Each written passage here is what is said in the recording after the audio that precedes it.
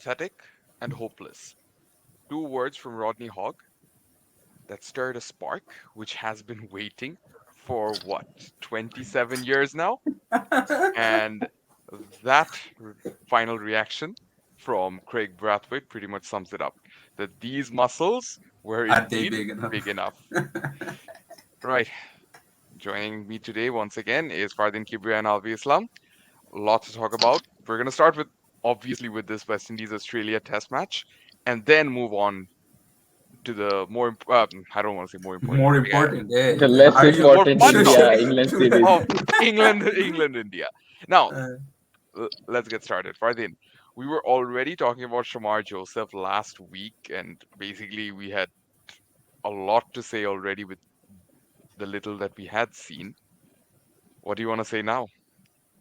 yeah, I mean, honestly, I said this to one of my friends that I don't think I have seen a talent like this come with so much like dedication and determination in a very, very long time. Um, Almost impossible for him to be bowling on that final day, to the point that he was in his hotel room and had no plans to even come to the field, and then to come out literally dozed up in painkillers and bowls 11 overs in a row. You look back to the Pakistan series that was happening, Pakistan and Australia series that just happened before this. Pakistan were talking about doing workload management. Shaheen didn't play the last test. People are not bowling long spells and all of those things. But you have a guy here who was a security guard literally a year ago.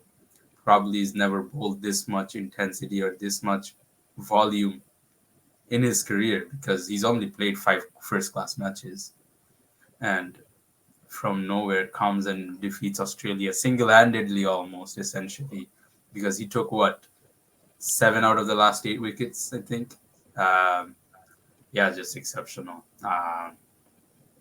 And at pace too, which is always exciting to see.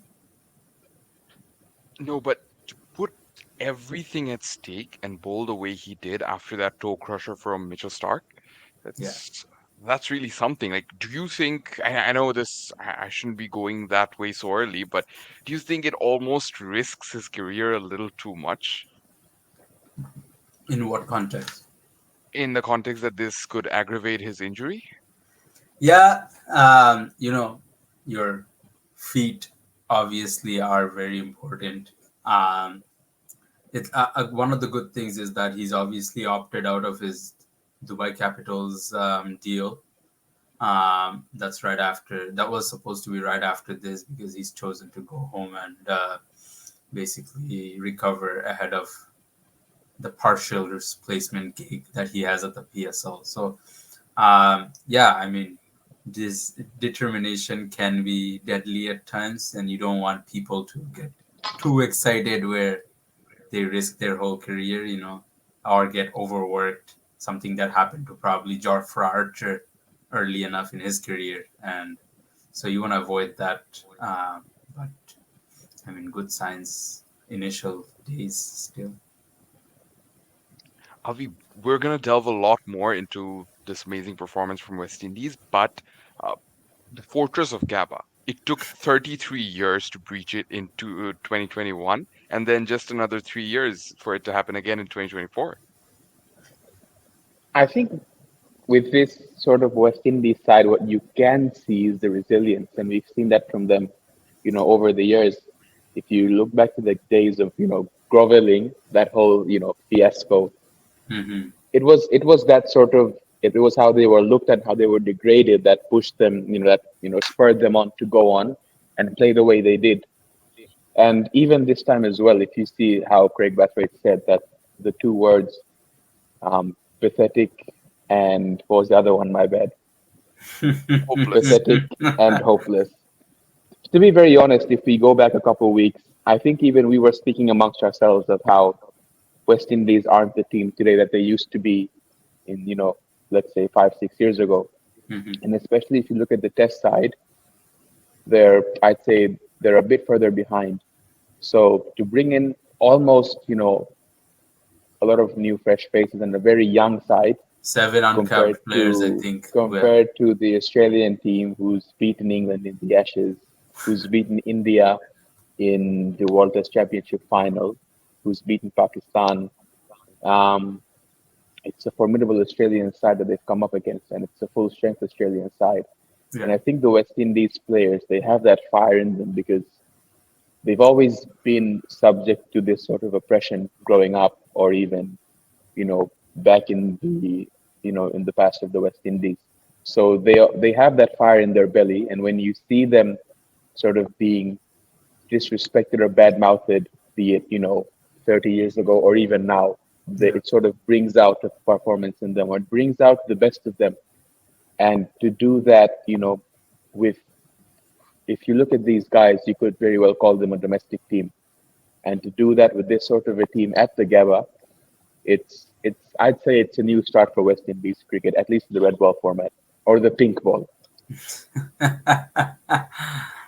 Fardin, how important is it for West Indies to continue the way that Avi said, not just when you have your backs to the wall, not just when you're being uh, demeaned and insulted with words, but when you actually have to put your hand up and perform?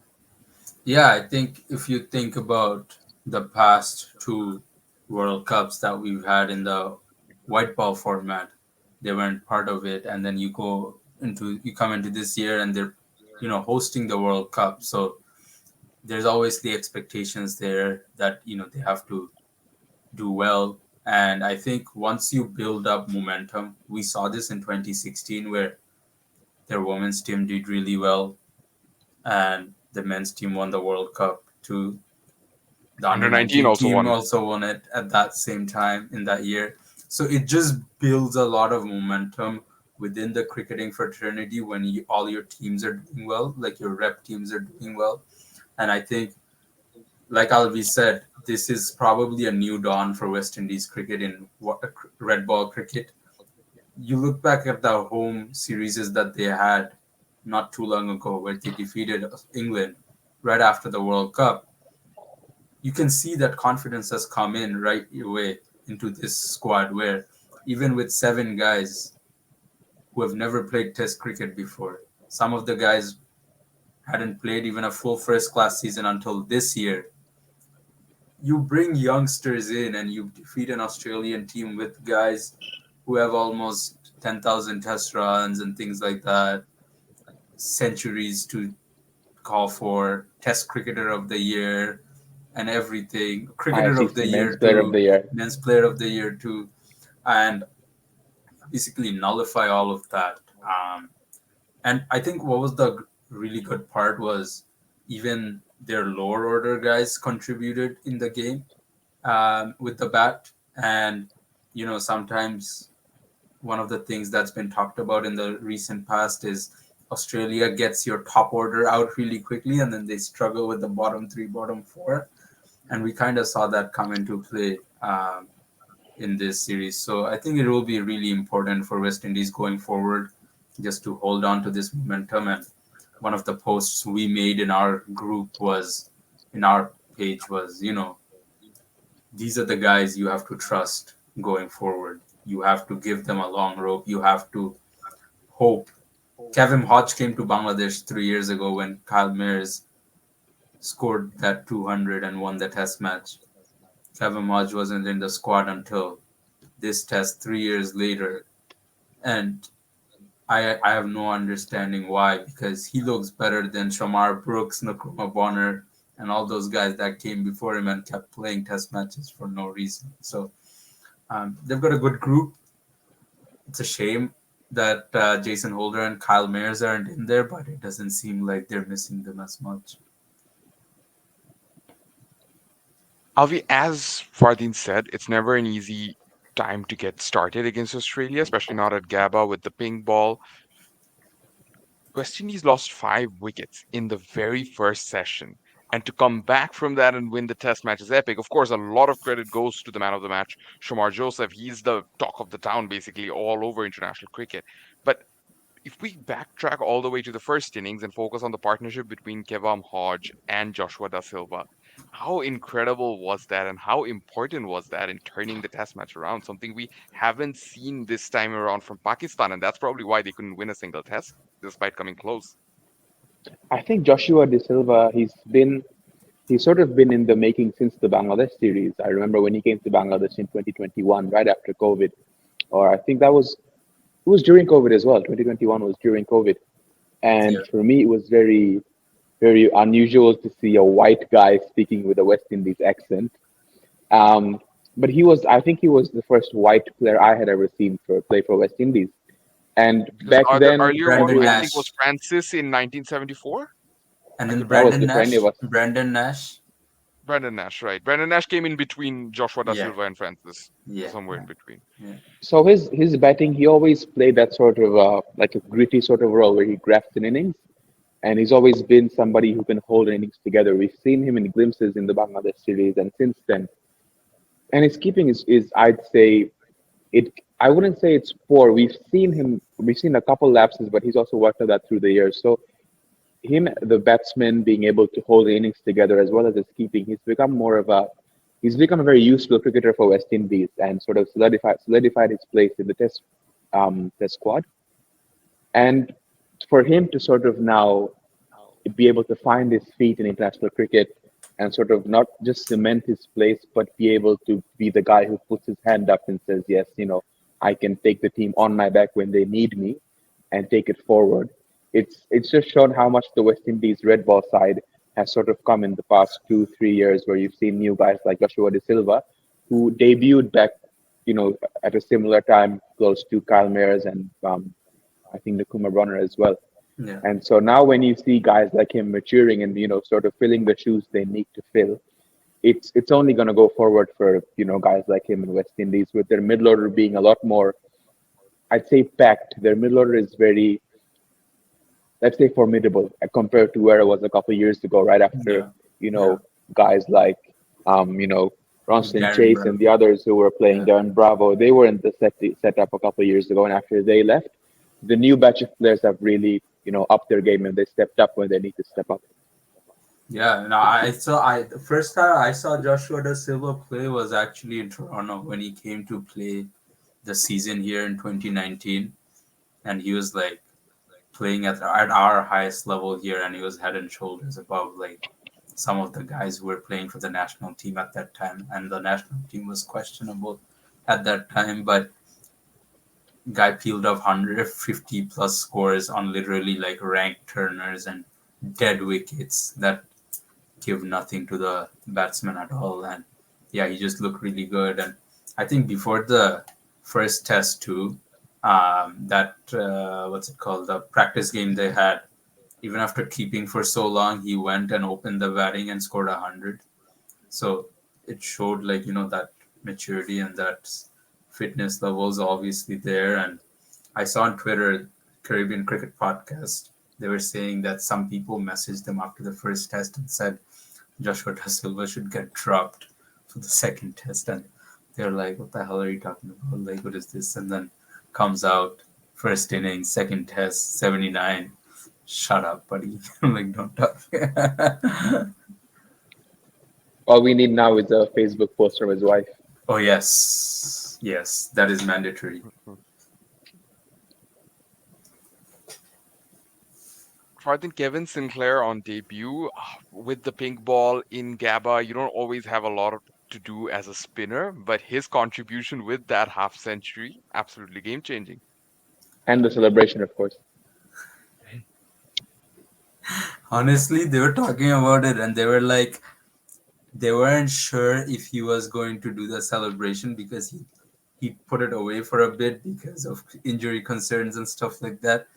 But I think adrenaline took over as soon as he got that wicket. And uh, what was really good to see was even though he kept on getting peeled off for runs here and there, and he was a little expensive, and he was obviously their first choice spinner here. And Kraigg Brathwaite, man, credits to this guy as captain because he's showed so much faith. He's shown so much faith over his bowlers, and he's given them like particular roles where he's shown them that he believes in them to do that role. And I think maybe a year ago or something, Kevin Sinclair paid his way to go work on his batting with Toby Bradford Bradford. in England. And he, at that time, he was batting like 9 or 10 for his domestic side. And, he took it upon himself to go and work on his batting. Came back now, 50 on test debut. Uh, he just looked really good, looked really compact. And these are the kind of, like I said before, you like seeing these things at the end of the order, batting order, because on days where you can have a couple of guys not score as many runs, you know that you have that support in the bottom four or bottom three to peel the runs off at the end if needed. And even in the second innings, he remained not out. His Oh yeah, 14 runs yeah, at the end of the day made a big difference, right? yeah, Because exactly. go on to win the test by 8 runs. Those It 14 runs was do matter.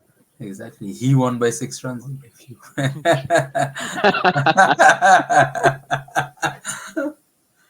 Are we Australia's decision to declare instead of sending Hazelwood out to bat? Did that kind of cost them in the first innings? Yeah, 100%. I mean, I think they're getting a bit too overconfident, as they yeah, rightly should. As they rightly should. Nobody expected West Indies to pull this off, and so they really did get humbled by West Indies. funny game, man. I mean, if Pat Cummins got out, I would understand that you don't want to leave too much for Nathan Lyon and Josh Hazelwood to do. But Pat Cummins was still out there. He was still hitting the ball really well. It was a bit of an absurd decision, really. He was the It's guy And who held yeah, on while, Maxwell scored his 200 from the other end. So why would you leave him, at the other end? no, it's as you said, it was a very important, humbling lesson, sort of, for Australia. And they did make a solid comeback with the ball in the third innings, only to get rattled out in the fourth. Now, coming to that coveted fourth innings, Australia's only positive, perhaps, Steve Smith, the opener, finally firing. I yeah, mean, needed some we sort of runs. expected it. We expected it. All of us here Yes, expected it. Some other groups and pages were very, skeptical. But I skeptical. think it's a no-brainer. Smith has to open. He knows how to, Yeah. he knows what he's doing. And honestly, that first innings when he got LBW, like Australia's first innings, they did a graphic because Fox Cricket's freaking production is like next level, and they did a graphic. They showed that when he was batting four, he wasn't moving as much in his crease, but because he'd faced a couple of deliveries and these guys are swinging it a lot, and the pink ball, it moves laterally a lot more than the red ball. All of a sudden, he was ending up outside his stumps, right? To the point he just got hit on the pads. And normally, when he gets hit on the pads on the flap, on the front pad, it's just going down leg because he's usually just on leg stump or middle and leg. But with the swing, it's just taking it away. Bro was like right in front of off stump, and it's like no chance in hell. And then when he came out to bat in the second innings, obviously he didn't have that uh, expanded like pre-movement, and you could see that he had adjusted really well. And that's what the best cricketers do. We talk about it all the time that the best players always adjust to the situation. And yeah, like Alvi said, he's one of the all-time greats in Test cricket. So there's no reason to doubt him as I opener. don't think Omar Joseph came on to bowl until the 30th over, perhaps, because of the Yeah, injury, of course. yeah, And then he comes in, gets a bit of reverse swing going on with the ping ball. You can keep one side shinier, which also kind of helps you to roughen up the other side, and thus you can get the reverse swing a little quicker. How incredible was that spell from beginning to end? Spell of the year, spell of already in January. emerging spell of the Yeah, year. yeah. I mean, yeah, it And might to think as he well. bowled it non-stop. It was basically 12 overs non-stop, 11.5 to be exact, but you get what I mean. Yeah. No, I mean that delivery to Travis said, he's stuck in his crease. He's worried about the last three times he's played at the Gabba and he's got a duck first ball Did he every get time. did Joseph get Travis head for both innings? He might have I think they gotten got the Travis. second one, the Yeah, first one as but well, maybe. actually Roach he got him might for have. a golden duck in Roach the first Roach Okay, innings. got Roach got him. him. Yeah. Yes, yeah, yeah. And But the West Indies, they even tied up Australia's best batsman currently. He's been in red hot form over the World Cup and the Test Championship So as much. well. And to yeah, shut him up, it's a big, it's yeah. good. They honestly, Marsh has had so many opportunities to like free his arms and stuff, but for Marsh to get roughed up against a short delivery is not something you see because he's grown up playing at the Waka and he's like you see white ball cricket and he's pulling things off the front foot and stuff like that. And yeah, for him to get roughed up of a short delivery is not common. So uh, there is definitely bits about this West Indies bowling lineup, and we don't know how long Kumar Roach is And gonna and play, but just and just Shamar Joseph as well. yeah, Like you could tell he was hurrying the batsman. The batsman was struggling to face him just because of raw pace and where he was landing the ball. That's average something you pace don't was see like very often. 143 or something crazy. And With with a broken Australia toe. having the bowlers they have, yeah, we don't expect Australian batters to be struggling against pace. Pace, yeah, So yes, Shamar Joseph's got something about him that he's got something to give to the game. vice captain Alzari looking good too. So No, Alzari was about to come to him now. Alzari, the supporting role he played with the ball, that was incredible. And I don't think enough people, especially not those who've seen the highlights package, have seen how quick this guy was bowling and how he was keeping the batters contained. And that sort of really helped keep the pressure on them because at the end of the day, they get those 230 runs. Sorry, 200, what, 15 runs? 15 They're done. runs, yeah, They're yeah, all good. yeah. So to keep things tight from the other end, that was really incredible. No, even that third evening, they knew Shamar wasn't going to be able to bowl that evening, and for him to come out the way he did, and Marnus was stuck, man. Marnus had like nowhere to go. He did not let Marnus move at all, and one of the better players in Test cricket, you're not letting him move at all. That says a lot about you. And Kawaja, same thing, right? So I think that little bit of extra leadership responsibility that's come in for Alzari's helped make him a lot more accountable. We used to see him spraying it a little more here and there, but now that he's vice captain, he's got a bit of responsibility in this side, so he knows that can't be messing around too much. And I think the best thing about giving him this role is, and that the fact that he's accepted it tells you that he's committed to playing Test cricket for West Indies in the near future. Justin Greaves, the new all-rounder for West Indies, or do you just go back to Holder and Mayers when they're ready to come back? I think Mayers, you can slot him in as a batsman who bowls a bit, but for Holder, I've never really seen a Holder as somebody who can make a difference to any team, be it T20, ODIs, whatever. So for me, it's a no for Holder, but for Mayers, I Holder think he can deliver. at his best was a very good Test all-rounder though. He was getting Yeah, double when he's centuries at one point. when he's at his peak, but that was a very short period of time. Like he sort of wasn't a Fair. lot of him. Yeah. Like I'd Yeah. say he got there really slow, and he got there for a while, but then he just down again. So He even committed I to think it that was phase selected as as well. captain, and then I don't know, just towards the end of Fell it, off. it Yeah, just yeah, yeah. I think Brathwaite. He's got a calm head on his shoulder. He's a great batsman for him. So I think Brathwaite. I think he's the right man going forward. Even Alzari, like you said, giving him the extra responsibility to ground him sort of and keep him accountable. I think they've got the right guys in the leadership group. I think Roach, although he's not part of it, on paper, I'm sure he's in the leadership group as well. He's been playing since I think he's been playing 15 over 15. Yeah, easy. He's been playing Yeah, 15 almost years, 20 years 2009 now. basically, yeah. 2009, yeah. So he's one of the few rare gems we've got in the game still. Him, Anderson, not many of those going around anymore. we were speaking about it last week that Roach could have made a career for himself in T20 cricket, especially when he won the Big Bash with Brisbane. But he Mhm. chose this route, which Yeah. really is incredible. Now, I think we've pretty much summed up all we have to. How important was this test? That's the last thing I want to ask before moving on to the next topic. Massive. I think, especially media wise, ex players wise, a lot of people around the game wise, there's been a negative connotation around West Indies cricket. There's been a negative connotation around Test cricket, and they've continued to bash the game that they used to play themselves.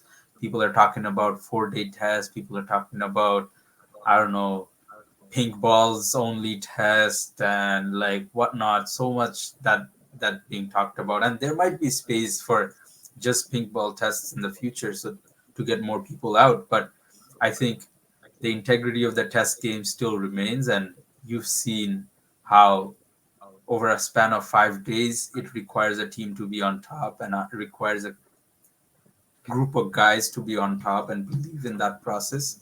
And we saw it with the other test match too, that we'll get into that. You know, it's possible, it's doable. Bangladesh did it in Mount Maunganui. Australia, West Indies has done it in Gabba. International West Indies, Bangladesh, teams like this need a strong international cricket, and strong international cricket doesn't need them because the strong international cricket is just played by these three countries. So, um, yeah, I think it's done massive to the game where almost everyone's now talked about, oh, Test cricket's still the best format. Whereas 2 months ago, these guys were talking about scrapping ODI World Cup, scrapping everything. Yeah, I think even, I mean, ourselves, we're guilty of it too, because when we heard Australia were going to play a West Indies test tour, even if it is a shortened one, Yeah, we were like, if you can bring West Indies, why not Bangladesh? yeah, And so it's sort of shown West Indies has come in and done us a favor, because now it's shown Cricket Australia, even if you're saying it's not financially viable or feasible to bring these countries who are, worse teams than Australia, like you said, we've done it in Mount Maunganui. We've done outstandingly well in New Zealand over the past 2 months. If you sort of look at the Australian schedule and the teams they've been bringing in besides Australia, I mean, besides India and England, they've definitely got space for a team like Bangladesh. Or even, I see, like, I mean, you don't see New Zealand touring Australia too often, although they're right here. Like you'd see South Africa and England and India every other year. But I'd go as far as say Australia really needs to, because they only play 5, 6 tests a year maximum, like at home, and that's always going to teams like India or England. and most Whereas teams have moved Australia, to just two test series now, which is a shame yeah. because you don't get So anything out of two test even series. Bangladesh is playing 2 test series, which I know You the say calendar is even tight and Bangladesh, but everything. Bangladesh have always been doing that. No, we used to play like 3 tests even like a couple of years ago. We would have That three was tests rare. We sometimes. used to, but that was Yeah, more like a But one-off thing, now, really. now for us, everything is 2 tests. Like in the World Test Championship, everything is 2 tests. yeah, yeah. And it's true because everyone is saying the same thing. 2 test series is don't really go anywhere or do anything for anybody. Most people are saying they're a waste of time. So at least if you go to a 3 test series, you can at least there is some context to it. You can do a series decider or whatever, whatever you need. But a 2 test series just sort of ends nowhere if it does, like end in a tie. Australia, they've been very limited with their home summers. I think there is room to, like you said, there is room for more pink ball tests, or even. I personally think Australia have constricted their test summer to, it's really short. By summer of cricket, they mean Big Bash and whatnot, but their international series at home are very limited. So they could definitely increase that. Do 2 series, bring in 2 teams, to invite 2 countries here. At least you can do so much more. But Australia has really they've condensed it so much that some teams don't even get to tour Australia. Forget Bangladesh. You Yeah. only see India once every 2 years. You see guys like England, who we know is once every 2 years. South Africa once every Oh, three, yes. 4 years. It can't be one team touring a year. That's ridiculous. But here's the thing, Alvi. I saw an Australian page talk about how this game highlights the importance of having a test series that, as you were saying, consists of a minimum of 3 games. And there are so many other examples of that. We saw the example of that in both of Bangladesh's last 2 test series against New Zealand. There are Ireland. countless other Yeah. examples. We saw a similar example with South Africa, India, many such examples. But here's the thing: to do that, see, this is an Australian page asking for that to happen. To do that, realistically, you have to reduce the ashes from 5 to 3, because you cannot be having one 5 match series every couple of years and then uh, every series And now suddenly becomes Border 3 match. Gavaskar is 5 match. Border Cricket, Gavaskar 5 match, which is ridiculous. Again, you have to lower that to 3. You have to lower the England like India series India down to and 3. England is like 5 matches, whereas South Africa with no options has to play. African if South Africa beats New Zealand with 7 uncapped guys, that's the biggest slap to every single person out there. Like, But you can decrease the Border Gavaskar to three yeah, Will they three game easily. series. realistically? Yeah. But with the Ashes, just But they don't because the want to do it Ashes is because, like so, James oh Sutherland yeah, said, rights and everything, Bangladesh is not financial feasibility, yeah. financially viable, commercially viable. And then there's Jay Shah, who's got to sell, Indian game Yeah, tickets for every other yeah. series, and Star Sports, who only broadcast India games because they're financially viable. So screw it. But if you can somehow convince Jay Shah that, this is going to make room for more IPL games and possibly more IPL teams coming, this might work. He'll Only squeeze in then. that September IPL, 100%. Yeah, we'll send the BPL team to play IPL. We'll send the Big Bash team to play IPL. We'll just No make it one Champions wants a League all over BPL again. team in IPL, unfortunately. No, they can call it whatever they like. They can call it Gujarat. They already have a Gujarat. They can what? They need Some which Victorians. state? Some that what? Chennai, not even Chennai. Uttarakhand Victorians if they want, whatever they need. Hampshire, Bihar, Bihar, Hampshire Ringu capital. Khan Bihar, as vice captain. I want to see that Bihar happen. Bangladeshis, Bihar Bangladeshis. Oh man, Oh that's a my okay. gosh. I think it was Harsha Bhogle who was mentioning that in the last 46 tests that India have played at home, they've only lost 3. That was before this test, and now they have lost another one against England. I say another one because they lost the first test of the 2021 series as well, and here they are starting with a loss again. So in that regard, maybe they wouldn't be too worried because they recovered from that. They're gonna have to try and recover from this one as well. However, first ever test loss, I believe it was for India in Hyderabad, and the debutant, Hartley. Fardin, what do you want to say? Yeah, I mean, once Alistair Cook and Joe Root mainly started piling on runs in India, they changed the pitches in India to what we see now. Now we've seen Ollie Pope pile on the runs, even though we're getting all these absolutely dried up wickets. So maybe they'll change the wickets going into Again. the But next four tests. what else can they do? Make it seeming? I mean, Make it what worse, options do make they it have worse. left? Make it a day 12 wicket. Now the ball will start rolling. Now, no matter where Yeah, you put it I in saw this meme where they were like, oh, now we all know how the next four, now the wickets for the next 4 games are gonna be. yeah. They're all gonna be day 12 wickets. Here's the thing: if India do that, don't they also kind of help England's ploy? Because the whole shtick with Bazball is aggressive cricket. You attack from ball one. You don't look to survive most of the time, yeah. if at all. Yeah. So batters who are not looking to survive, batters who are just looking to get runs, doesn't it play exactly into their advantage when you give them wickets like that? 100%. Because England came into this test match with 3 spinners and India played 2 pacers. Usually you'd see the opposite happen. Other way around. Yeah. Yeah. But they're very clear with their messaging and they're very clear with the way they want to play. And, like you said, Tom Hartley, you see that first innings that he bowled. In a lot of countries, he wouldn't have bowled again in test match cricket after that first innings. But their whole thing is get me wickets. I don't care about how many runs you're getting hit for, this, that. Keep bowling that area, keep bowling that channel, make them do a mistake. And we saw Shubman Gill did that in the first innings where he just tried to make a shot out of nothing, gave Hartley his maiden wicket, and you know, Ollie Pope reverse swept all the way to his 100 to the point that Harsha Bhogle started talking about that batsman should let the bowler know that if he's going to reverse sweep. Like, now, now that your back's against the wall, you're coming up with all this stuff. And back to the wall, I saw that the stumping, the Bumrah stumping that Folks did. Folks, yeah.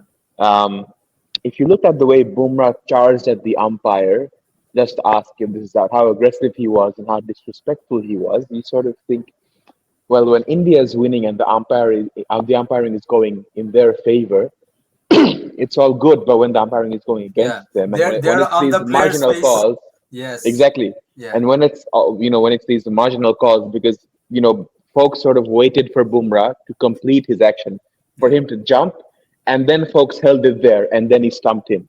Yeah. So Bumrah was like, "How can you give this out? Is this even out?" And it's we've seen this happen in the BPL with Shohan, and even I think Fox Cricket had something to say when they were like, you know, now we see our Pommy friends, encouraging the spirit of the game. Or I wonder what they had to say about this, dismissal. Hmm. And you see the way that Bumrah charged at the umpire and he was showing his dissent. Umpiring is all good when it's in India's favor, but when Yeah. when it's Yeah. against them, that's when they sort of think, oh, spirit of the game, umpiring rules, all these things. Yeah. And It's then the only way he tried to basically intentionally body check intimidate the Ollie Pope. umpire. No, Yeah, oh Ollie yeah, Pope. I yeah. was like, He just you stood can there see like the this. desperation. Yeah, Yeah. he's just there, and as soon as Ollie's like almost there, he just moves into Hmm. the line, and I was like,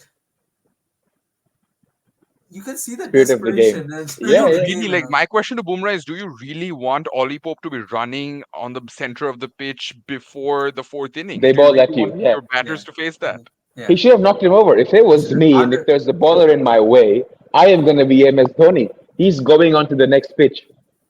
No, Ollie Pope was way too nice about it because he was trying to take a quick single. He could have been Yeah. run out. A lot of things could have happened in that situation. And he just went like this, and then he complained to the umpire, and then Rohit Sharma came and he's like, "Hey, it's okay." Obviously, Hmm. the match referee caught on pretty quickly to what the hell was happening, because as soon as the replay was showed on the live streaming, Harsha Bhogle and Sunil Gavaskar shut the hell up, bro. They were not saying anything. Before the replay was played, they're like, "Oh, he was probably just in line, wasn't looking. Ollie Pope wasn't looking where he's running." And then when you see that clear movement, Pietersen was like, "Oh, Sunny G, that doesn't look as accidental anymore." And Sportsman-like. yeah, and now he's just quiet. What is it with I don't know who's instructing it, maybe the broadcasters, I don't know, literally instructing the Indian commentators to just go out there and be biased. Like that's not how Indian commentary was in the past. No, no, it wasn't, That's not how honestly. Harsha Bhogle used to be. Yeah, No, even 100%. Gavaskar was very harsh with some of the Indian players in the past, but I don't Yeah, know what's going once on now. once Bogle got sent out after he was criticizing India players, he came back a whole different person. But even more so, I think they were just not ready to commend England. They were even when Hartley's picking up wickets, they're talking about, oh, in the first innings he was bowling undercutters. Yeah. I know that. I was watching. I know he was bowling at 92 kilometers per hour. You don't have to give him a Yeah, backhanded compliment for that. compliment. You Yeah, can just praise him for just what he's doing now. just tell him that he's doing well right now. Like, shut up. He's only in his second innings. Come on, man. Like, obviously he was nervous in the first innings. Bro wasn't even supposed to play the test match if Shoaib Bashir Imagine was if it cleared. was an Indian bowler who had gotten 7 in his first test. Oh, statue outside Hyderabad. Get him an IPL contract for next Get season. him an IPL contract. Yeah, get him in, buddy. Yeah. But I really wish Ollie Pope got a red ink because that would have been the biggest slap on the face to everyone.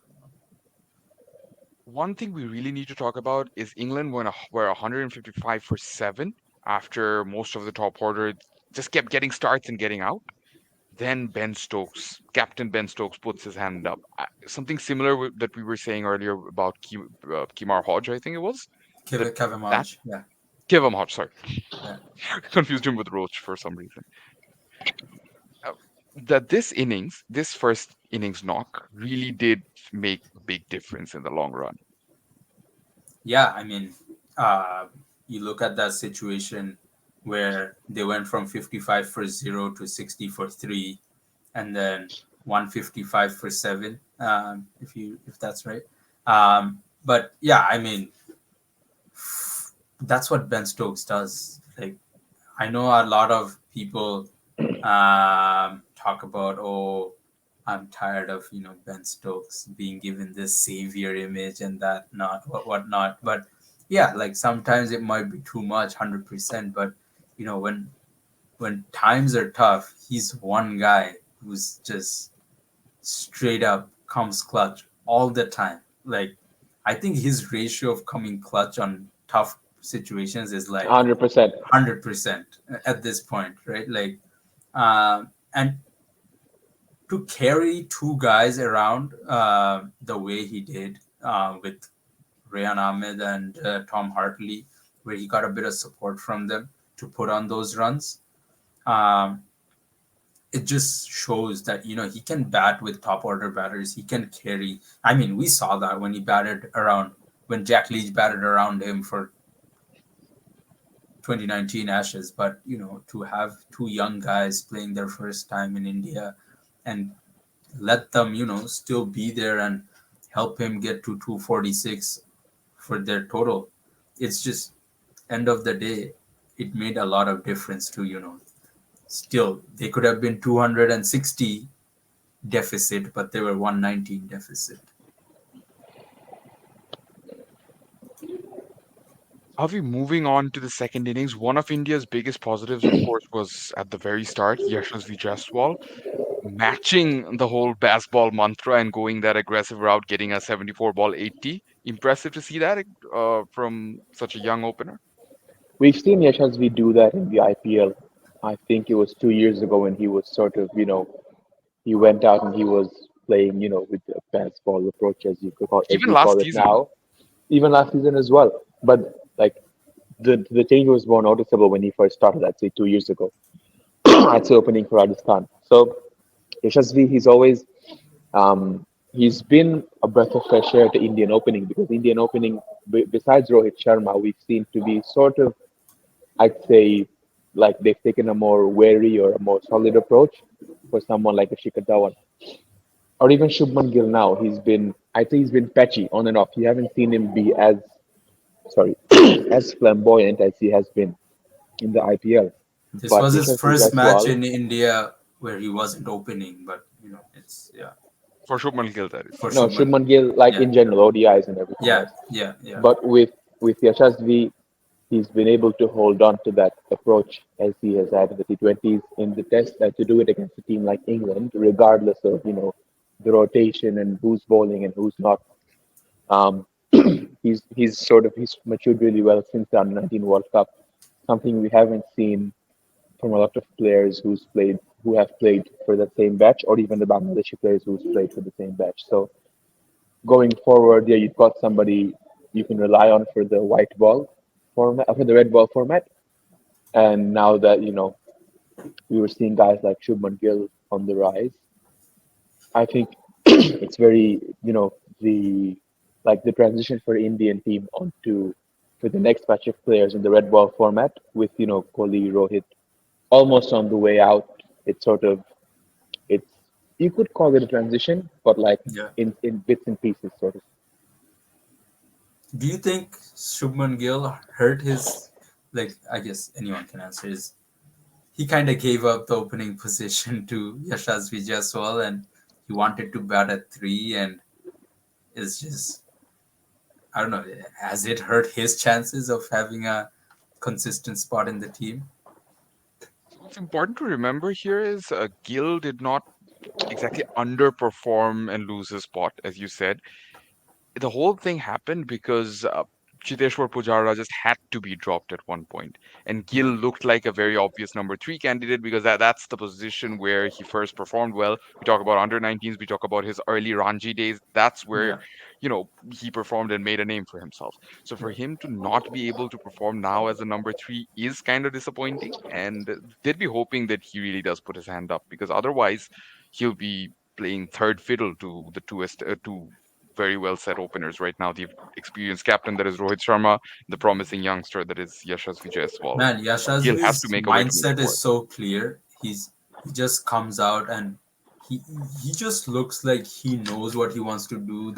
And like Alvi said, he knows the areas he wants to play, the fields he wants to play against, the bowlers he's gonna attack, and the bowlers he's gonna, be a little more conservative against. And it's just you don't see a lot of that in youngsters these days. It shows that the kind of maturity he has, and I think that period from 2022 IPL to 2023 IPL, he just developed massively as a batter, and the Yashasvi Jaiswal in under 19 cricket was obviously head and shoulders above a lot of guys in that setup, but the Yashasvi Jaiswal right now is improved massively, and India would have hoped that this is where they would have seen that Prithvi Shaw and Yashasvi Jaiswal Yeah, opening partnership to be, you know, three four continuous hundred. for like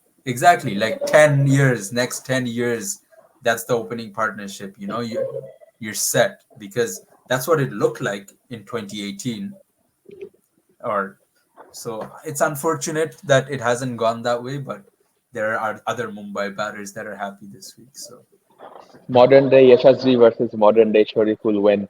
win.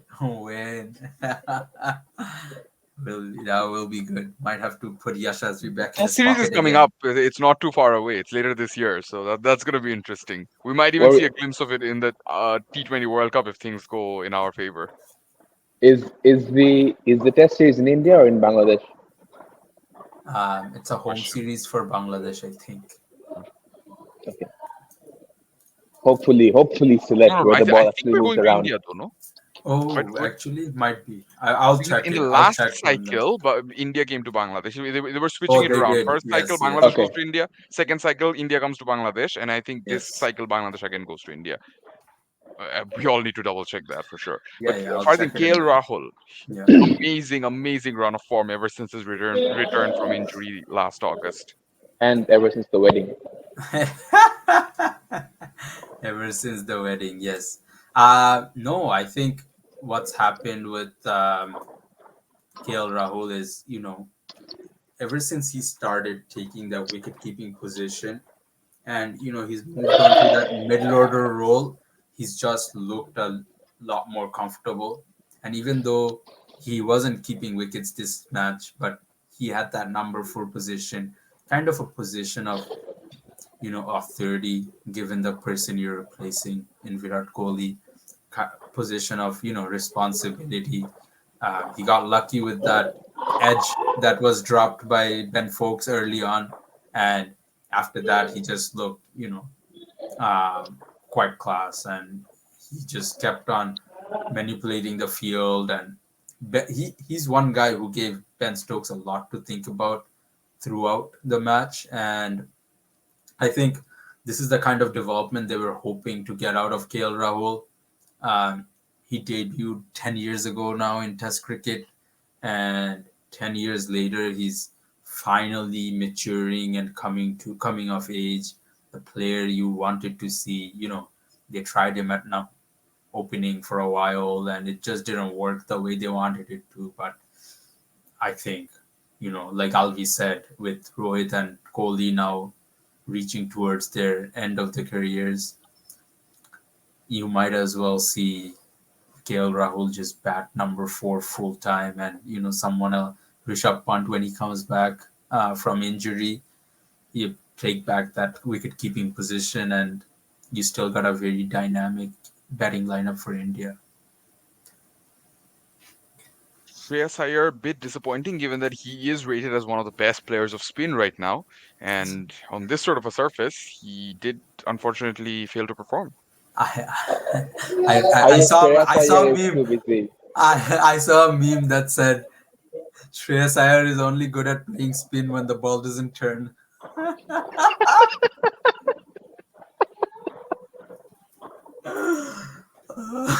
So when Nawaz is bowling But and now, Miraj, yes, right arm straight and left arm straight. Yeah. Now go on, Albi. It's almost now I was poetic gonna. because Miraj picked up a 5 wicket haul in Mirpur, and that's the game Shreyas Iyer won for India. So who knows? Maybe you're onto something.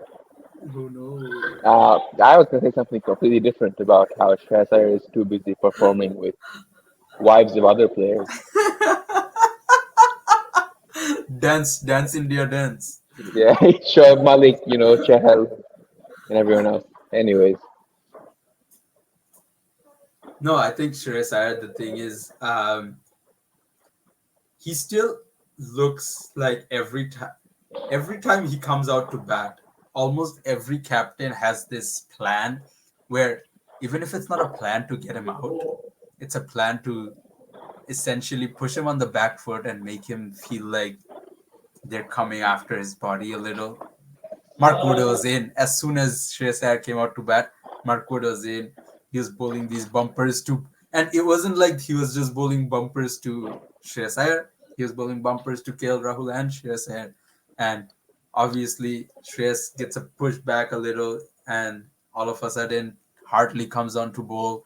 And in the first innings, like we talked about, he wasn't really bowling that well, but he bowls almost, again, nothing, not a dangerous delivery. And I think Rehan Ahmed came on to bowl, and as soon as Rehan came out to bowl, freaking Iyer just looked like he had no clue. He tried to launch Rehan into the stands and just got caught in the deep mid wicket, I think it was. And second innings, pretty much same.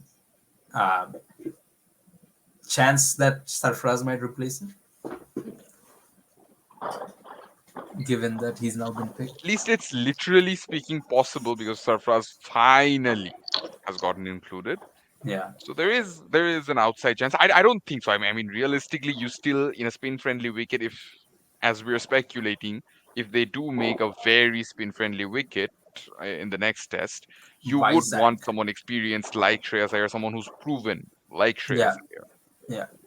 No, I mean he's obviously done well, and Rahul Dravid's got a lot of faith in him because he's talked about how some of these guys do have good basics. It just I think they get overawed by the situation, which is interesting because they talk about how the IPLs helped them stop getting overawed by situations and so much in the past. But if Rahul Dravid saying, "Oh, guys might now be adjusting to the situation as well," it kind of has a double meaning to it almost. But I think if with KL Rahul now injured, obviously it makes it a lot more difficult to drop him or even drop Shubman Gill later in the series, depending on what the injury status is on those two guys and whether Kohli's gonna come back or not. So yeah, it'll be interesting to see.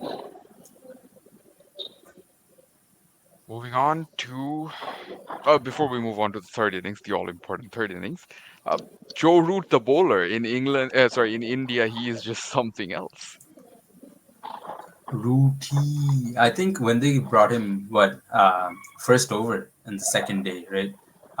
And then he got Yashasvi straight away. You just knew, that they'd come out with a straight plan. And I think Kevin Pietersen was complaining about it the whole time on the first day, last session, that why is Joe Root not bowling, etc., etc. And yeah, he came out, 29 overs, 26, 7 overs, something like that. Yeah, Joe Root, the bowlers. I mean, he almost looked like he was their first choice spinner for a while. So Joe Root's always sort of, for comparison, he sort of always overshadowed Steven Smith bowling spin in Indian conditions because Joe Root, he's been a much more utility bowler and more of a breakthrough bowler for England. than Yeah, Smith has for Australia. Even yeah, though Smith started out as a bowler, I'd yeah, say more like a Mominul Haq, who's brought us some good dividends in the last yeah, series as well. yeah, So I think Joe Root, he is overlooked, or I'd say he is underrated as a bowler. But when you need him and when you're playing in India, where they're making you rank donors to play on, he's somebody who plays as more of an all-rounder than as a pure batter. yeah. Now, the all important third innings. First, it was a decent start from Zach Crawley and Ben Duckett once again. And then, possibly one of the greatest innings we've seen from an overseas batter in India. Ollie Pope, that magnificent 196. Yeah, I mean, when he batted in that first innings, he looked like he was so worried about what was going to happen. He wasn't sure about his stumps. He wasn't sure what area to play. And even though he was only out there for 10 balls, it looked like there was like 500 balls of stuff happening in within those 10 balls. And he was just nervous, obviously. He doesn't have the best of records in Indian conditions coming in. I think he only averages like 19 or something from the previous series that he was part of. Um, and then, yeah, I think when he came out in that second innings, he looked a lot more assured and he was charging the bowlers. He played Ashwin against the turn down the wicket for four. He was going at Aksar and Jadeja. He just didn't want to let them settle into an area. And he basically, like you said, England's whole mindset right now is to put that pressure back on them, play that aggressive brand of cricket where it's not always 6 runs and over, but it's putting being positive, looking to score runs, not looking to just survive out there in the middle. And because he did that, there were a lot more full tosses on offer. There were a lot more deliveries in that zone outside off stump where he felt comfortable enough to reverse sweep because more often than not, it's just either gonna slide on with the arm or it's just gonna turn away from him and it takes LBW out of the equation. So he just kept on going with that, and yeah, obviously, he reverse swept his way to like 120 at one point. He played it so many times, but that's not the only shot he played because he flicked well, hit down the ground really well. Jadeja and Aksar were bowling him full tosses at one point because they weren't sure what to bowl to him anymore.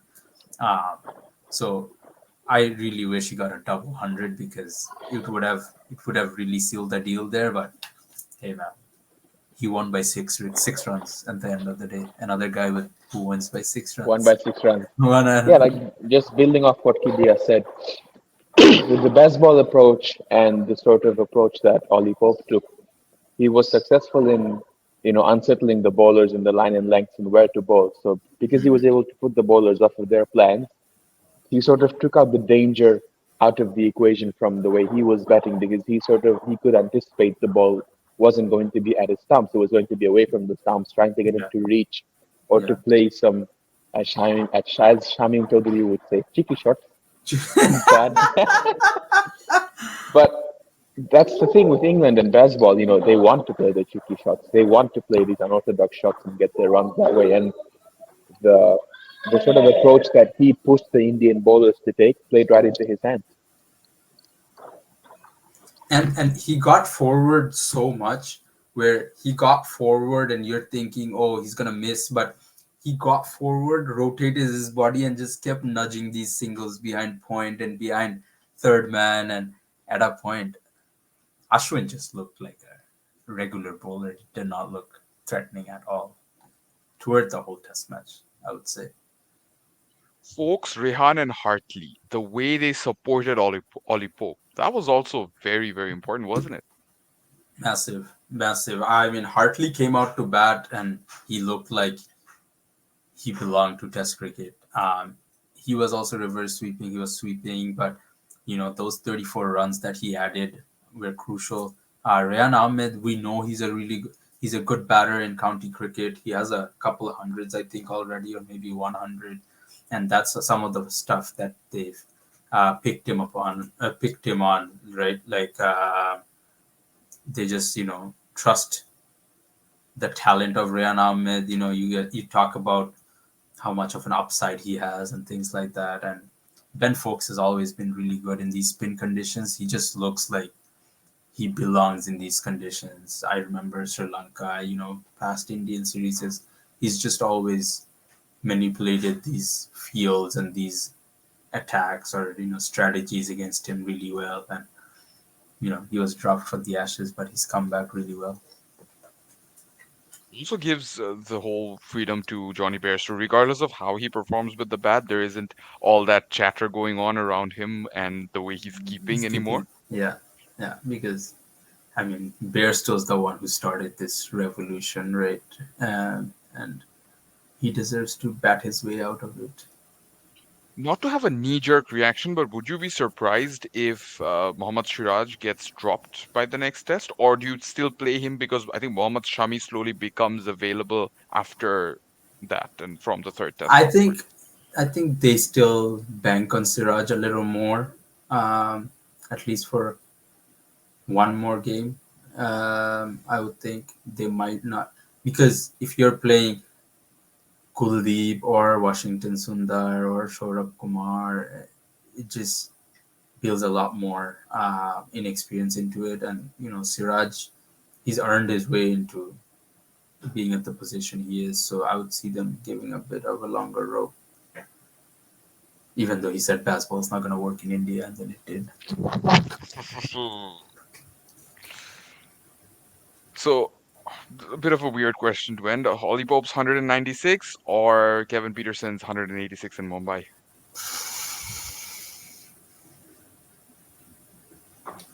I'd say Ah, Olipop because yeah. India back then weren't as big as as big as a bully that they are now. Home turf bully, ICC umpire bully, all those Yes, things. yes. All those Back contests. then, Yes, back yes. then, playing in India, as difficult as it was for white folks, it was still an even game compared to now. It's way too heavy in favor of India with the pitch, the ground, the umpiring, everything is way more Everything. Yeah. India centric. Just the whole. Yeah, So yeah. now Ollie Pope had so much more stacked against him than Kevin Peterson did back then. So I would say Ollie Pope easily. And we always love to see India in India lose 2024 100%. just collapsing and losing every match. It's just so much, brings so much joy. Speaking of collapsing and losing, the way it happened, the openers, they didn't get off to a bad start, but once the first wicket fell, the second came along. Shubman Gill basically got nothing, and Tom Hartley was all over India. Now, how do you see that last innings? Is this another case of the Indian batters getting too accustomed, too used to the generic batting friendly wickets to the point where they struggle the moment the pitch starts favoring the bowler in any way, shape, or Any form? type of movement happens, all of a sudden they have no idea. And then they will have press conferences where they will be, a little passive aggressive, talk about or don't talk about pitches in India, if you're gonna roll up these wickets in freaking South Africa, etc., etc. But more than that, I think India just collapsed under pressure. They were so much under pressure just by this guy who did not bowl well in the first innings. How is he bowling well in the second innings? All of a sudden, he's turning it square. He's bowling in the same channel for like 50 deliveries. And, he ended up bowling more overs than Rehan, Root, and Leach combined. And just took the game away from them single handedly. That one session just wiped it clean and said, "I done. Thank you. That's it. That'll do."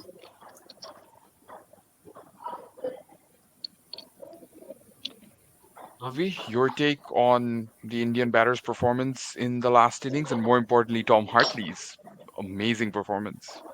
I'll just sum it up in one sentence. How Kibia said, Indian batters are good at playing spin when the ball turns straight. When the ball turns straight. Class. Loved it. That's going on From as a India, snippet. from India's perspective, Srikar Bharat having a decent enough game for them to continue going ahead with him. Yeah, looked nervous in the first innings a little, but I think DK said that DK's had a chat where he said, play your game as if you're playing for India A, where you're sweeping guys, where you're freaking hitting good length deliveries off the back foot. You're maneuvering the field a lot better than what you are doing right now, and treat it like that so that you have the confidence. And he came out and he almost took them home until Hartley bowled that magical delivery that turned from leg stump. And sometimes you just have to give it up to the bowler that he's bowled a like I don't think Bharat was one of the batters that gave his wicket away. He actually got out to a really good delivery, whereas some of the other guys just freaking Shubman Gill just gave Ball a of the return catch. century. Ball of the century, yeah. Shubman Gill gave a return catch, like just Shreyas Iyer trying to do whatever he did. Yeah, it's just, but yeah, I think Bharat stays on at least until Rishabh's fully fit. Disappointed in the way Ashwin got out, given that he was still the last hope, and just a I little am more never psychological. disappointed to see Ashwin get out. Never. Never. Because Shout out to Mominul dropping him on that Christmas test in Mirpur. oh my god. I was there. I was at the Chris, stands. I mean, Christmas test. That's Yeah, right. Yeah, yeah. yeah. I was there too last year. Nah, you were there the day I before. was day You were three. there on day I was three. I day was on three. day four. Yeah. Mhm. No, freaking I'm never disappointed to see Ashwin get out because he talks so much. He talks a I big want to game. see him. I want to see him get run out from the non-strikers end. Non-striker said, "Oh, please, someone, please do it one day, please." The And way he just went down the track trying he to have got that hoik. I'm not he sure what he thought was he trying to thought do. he was gonna launch it. Everyone's gonna talk about Ash, another guy.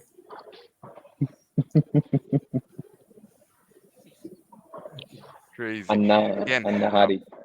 And, uh, with England playing one seamer, and Leach sort of having injury issues. He was limping at one point coming into the stadium. He still managed to perform just well enough for England to go over the line. Uh, Expecting Bashir to replace Leach in the next game. yeah, if he's not fit, I think they'll give Bashir a go. If he is fit enough, I don't think they'll change the 11 as much. Tough on Bashir because I think he was gonna play over Hartley in this test, but Hartley retains his spot after all of that, and yeah, Bashir just gonna have to wait a bit more. And I think Leach is injury prone as he is. He might play the second test and might not be fit for the third test. So Bashir was gonna play a role somewhere down the line in this series, 100%. Safe to say England got a bit of a scare at the end with that partnership between Siraj and Bumrah. Bro, she does look the most comfortable batter out there amongst all Indians, especially before Ashwin too. But yeah, and then obviously he got overconfident, tried to run down the wicket too, on a wicket that's turning so much. But I think uh, with the tactics they have in place, and they'll just hope to get two on up before Virat comes back on. If he does, and if they're 2-1 up by the 2-0 up by the time Virat comes back on, just gotta win one more test. So not too difficult after that point. Is that pretty much all we want to talk about for the Hyderabad test? Because I got another somewhat related topic after this. So, boys, final take on the Hyderabad test. Yeah, I mean, good to see India do it up. I mean, England do it up. Never good to see. Yeah, and Bazball works in India. And That's for but sure. works in India. So all those questions, and we'll just hope it works for two more tests out of the last four, so that England goes home with the trophy, and we can talk about how Bazball worked in India for next 1 year to come.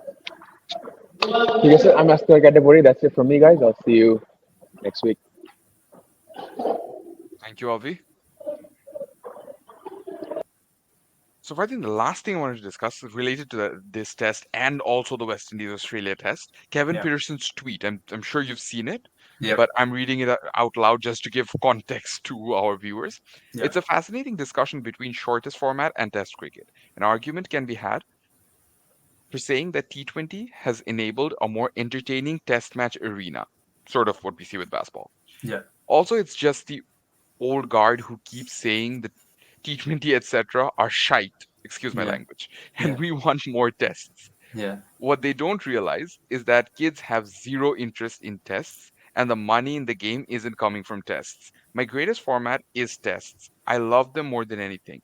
But I've moved with the times and realized that future won't be tests for all nations. It just won't. I'm happy to hear people's opinions on this. Also, hear solutions on Test cricket's future. A constructive discussion instead of abuse, please. Yeah, no, I think he's spot on there because when you look at the countries that you're trying to expand cricket to, not every country is a full member nation. Not every country is playing test match cricket day in and day out. And when you don't have every country that is in your system playing that format, and that's why ODI cricket should have been globalized by this point, where so many more teams should have been playing ODI cricket on the regular, that this question of whether ODI cricket belongs or not wouldn't have happened. Whereas now, if you ask a nation that's West Indies, the CEO of West Indies cricket, he basically mentioned in an interview with um, Mike Atherton and Nasser Hussain that they play their players really well. By the end of the year, with all the revenue that comes in, with the salaries, sponsorship, etc., some of these guys are making, and the CPL deals and stuff like that, some of these guys are making $500,000 in West Indies cricket. And we talk about West Indies as have one bad year of financial returns away from going bankrupt. So for them, it's very hard to attract players to continue playing in this format that doesn't support their livelihood end of the day. Because, right now, someone can go to a tournament for 3 weeks and get 175,000.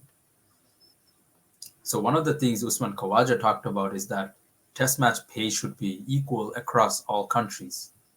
And if you can make test match pay equal across all countries that are playing the game, that will give a lot more, I guess, what's it called? A lot more value to the game. That's just the way it is. The way international cricket or the way global cricket has moved is players know they're only going to play for a certain amount of years, and they have to make the most of it for their families to secure their futures away from the game after the age of 30, after the age of whatever, right? And Pietersen's 100% right. And I know he talked about this way before everyone else, and he kept on saying that, we got to get ahead of the times. And if you want to protect Test cricket, you got to get ahead of the times and start taking care of these situations. So I actually want to turn it back to you and think, I guess, what are the ways that we can save Test cricket?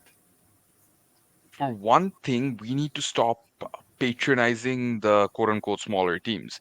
And Yeah, I'm not saying that's what KP is doing, but if the discussion always surrounds how, top five teams are the only ones who should be playing Test cricket amongst yeah, themselves, whereas those five teams, when any of them go to tour Bangladesh, there's a solid chance that they end up losing yeah, one test in a two-match series. And that yes, Bangladesh is just one example. It's the yeah, same thing that happens in Sri Lanka.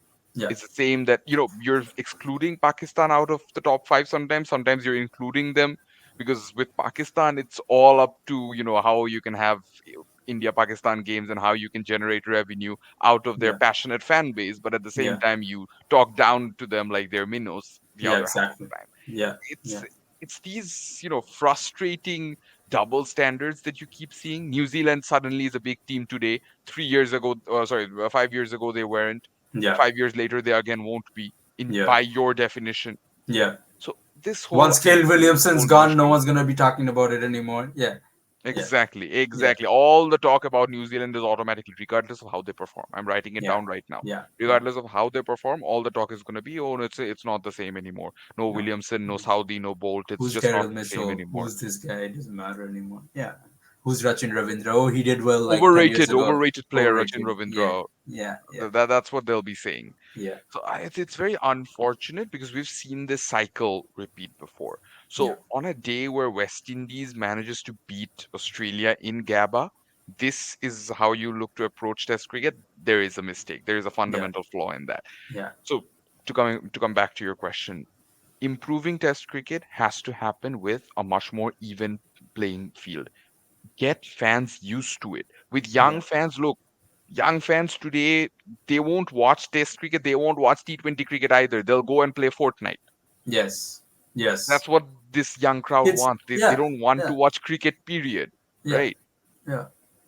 hundred You're percent. taking them to T20 games, you're giving them that facility, you're giving them that ground to enjoy, that platform to enjoy, and that's why they're enjoying it. We see that in the Big Bash all the time. There's always activities going on for Yeah. the young viewers, right? And that's a good thing. It's the Yeah. same with maybe the IPL, it's the same with, having initiatives where they bring some underprivileged school children to watch the BPL sometimes. These Yeah. are good initiatives, don't get me wrong. Yeah. But we've Yeah. seen these initiatives take place in the test arena as well, and the children are enjoying it just as much Yeah. over there.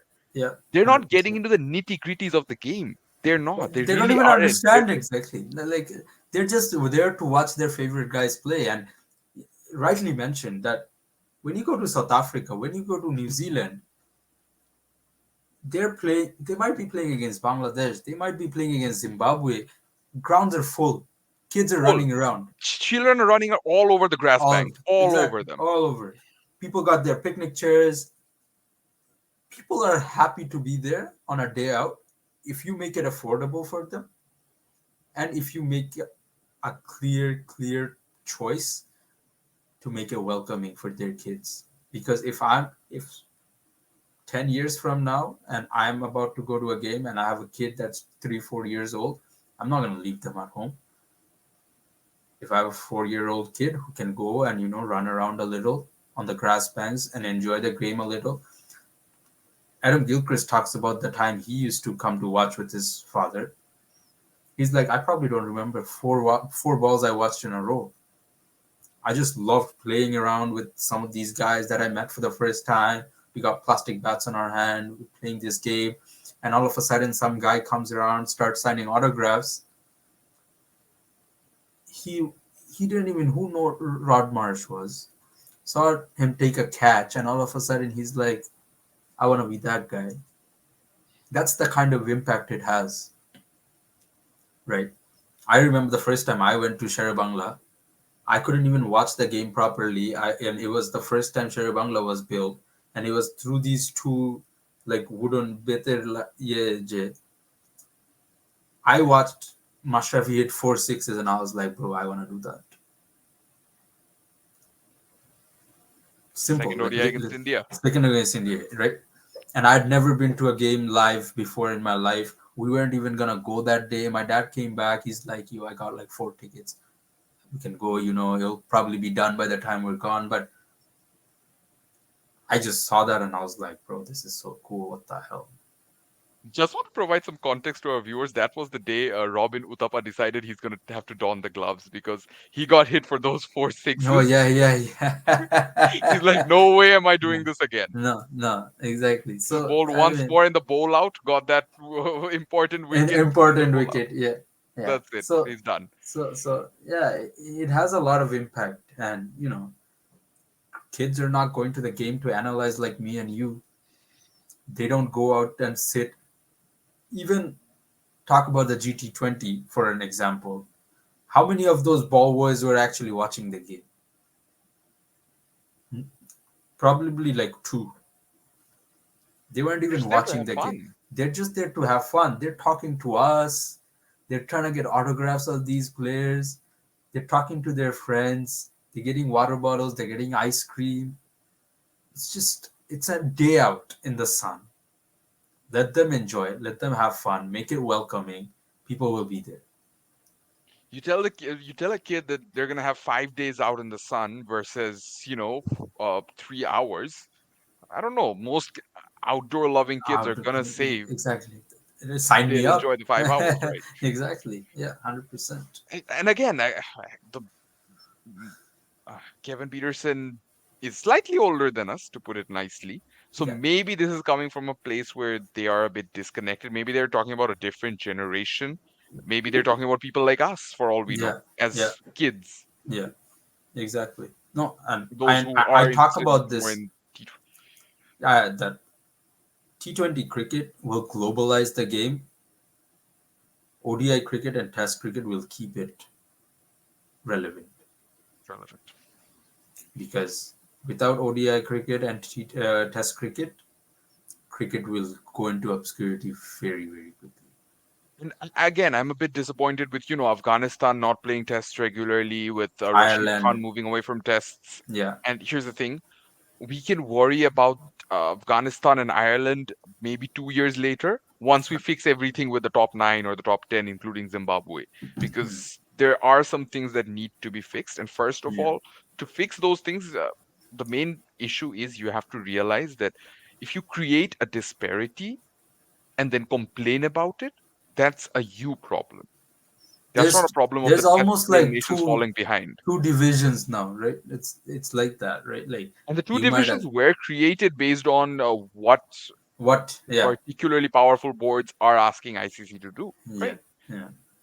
That's It's where this is coming from. and End of the you day, know that when in 10 years ago when this big three thing first became public, that they're trying to do this, they're trying to push for this big three thing, and some of the Indian people I know don't like it when we talk about how India's ruined the structure of the game, because I'll obviously they're also say they are the younger fans, because the yeah, older Indian fans, I don't even mean old. I mean people who are like 30 or above even.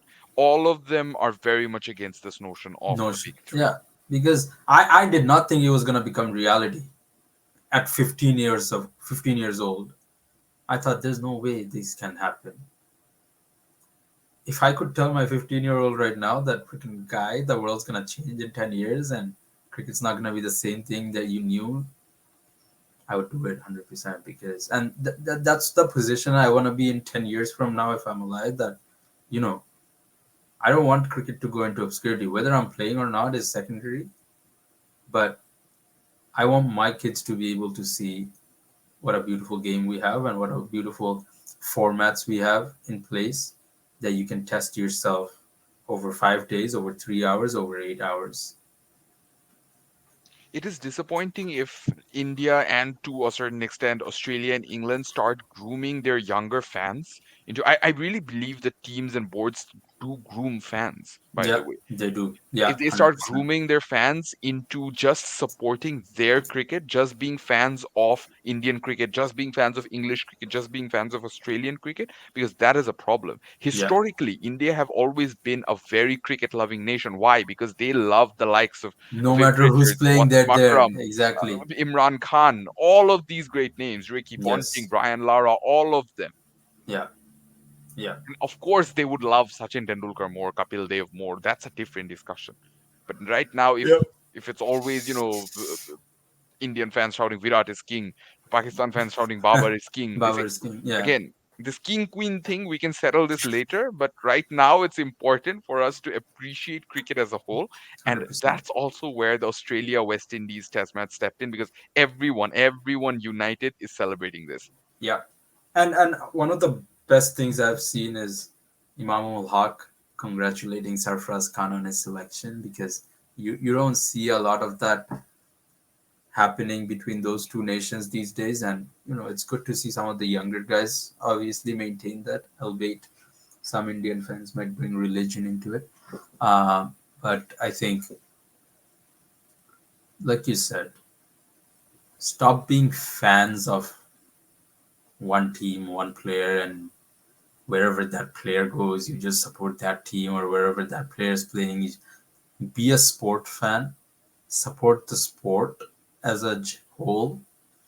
Because I remember in 2012 when we had this all-star game in Toronto, a lot of people who came to watch had no idea who half of the players were playing. Half of the players who were supposed to come didn't even come. Half of the guys playing were Canada national team players because those guys backed out. Rogers Stadium was still full. There were people who've never watched cricket in their life who came on to watch. And that's the way you globalize the game, when people support the sport and not, I just want to go watch this guy, I just want to go watch for this team. No. And that's the kind of thing they're trying to create with this IPL franchise being globalized, Now you got, am I Cape Town, am I this, am I that? You want your players playing for the same franchise everywhere, and you want your fans supporting the same franchise everywhere. Who the hell's watching ILT20 and who the hell's watching SAT20? Tell me. Everyone watching the two test matches that were going on. A good test I would give to many young fans is if we are trying to groom fans, I think a good test for them would be the young fans who have properly gotten into cricket already. I'm talking people as late as uh, teenagers at the age of 16 or 17, even maybe Yeah, even older. Uh, yeah, the one task that I would give them for sure is write this 500 word essay about the beauty of cricket, quote unquote, and what yeah, cricket means to you yeah. without mentioning the name of a single cricketer. And I'm not undermining cricketers. I'm not No, saying that they're less important than the game, because I yeah, really don't think that's how it works. The game is big and so are the cricketers. They make the game what it is. But right yeah, now, I want the focus to shift a bit more towards the game rather than just the men who are playing it, because end of the day, these men will retire. yeah, Other men 100%. will replace them. Same Yeah, with the women who are playing the game right now. We're seeing some of the best generations of w- women's cricket who are yeah, getting much older now. We're talking Cap, we're talking uh, Elisa Perry, and Meg Lanning, yeah. No, Salma it's Khatun from Bangladesh, of course, yeah. a lot of others Janara who are Alums was the be all end all for Bangladesh women's cricket. She's out absolutely. of the Now scene look at them. now. They're winning Yeah, series in South she's Africa, in one winning matches in South Africa without without Jahanara. her. We could have Yeah, never exactly. imagined that. Yeah, So yeah, these are the things that we're actually pleased to see, that both men and women's cricket will move on yeah, regardless of the few big names. yeah, And that's why the, it's important to maintain the integrity and beauty of the game as a whole, regardless of which individuals or which team is playing. yeah, I think I want to thank Kevin Peterson for giving us that little interesting yeah. talking point towards the end. I hope more players come I'll up put with the these tweet tweets. up on the I'll put the tweet up on the video so people can read I it. just But read it out loud for no yeah, reason, but okay. no, that's okay. That's fine. Yeah, still, All right, Farzan, thank you very much. I hope to have more such interesting discussions. And yes, those who are wondering why we didn't cover the under 19s too much, because the way things coincided between last week's video and this video, there hasn't been a lot of games played. The obvious candidates who were ahead at the time ended up qualifying for the qualifying. Yeah, Super Six, the two Super Six groups making yeah, 12 teams, of course. yeah. There is a lot to discuss about that next week, we hope. Yes, definitely we'll have that, and keep supporting. And obviously, this is what Pagara does about having these conversations. We dive deep into these topics that other people don't want to discuss, and yeah, just keep supporting the system. Thank you.